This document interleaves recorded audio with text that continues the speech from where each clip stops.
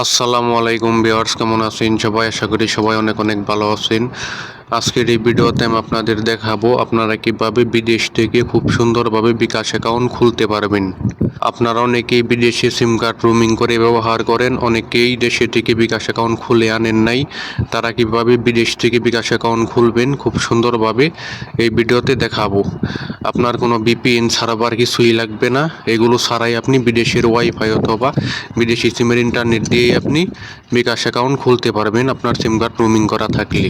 আজকের এই ভিডিওটি আপনারা দেখলে 100% গ্যারান্টি আপনি বিদেশ থেকে বিকাশ অ্যাকাউন্ট খুলতে পারবেন। তো চলুন দেখাই কিভাবে খুলবেন। আপনি চলে যাবেন মাইজিবি অ্যাপ্লিকেশনে। যাদের গ্রামীণ সিম কার্ড রোমিং করা আছে তারাই শুধু এই সুবিধাটা পাবেন। যাদের গ্রামীণ সিম কার্ড রোমিং করা আছে তারাই শুধু এই সুবিধাটা পাবেন এবং বিদেশ থেকে বিকাশ অ্যাকাউন্ট খুব সহজেই খুলতে পারবেন। আপনাদের যাদের মাইজিবি অ্যাপস লগ ইন করা নাই, আপনাদের জিবি সিম দিয়ে মাইজিবি অ্যাপসটি লগ ইন করে নেবেন।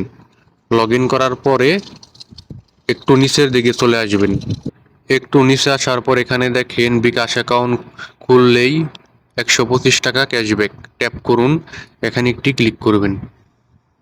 এখন নিশ্চয়ই কন্টিনিউতে একটি ক্লিক করবেন। কন্টিনিউতে ক্লিক করার পরে আপনার নাম্বারে ওটিপি আসবে, ওটিপি অটোমেটিক নিয়ে নিবে।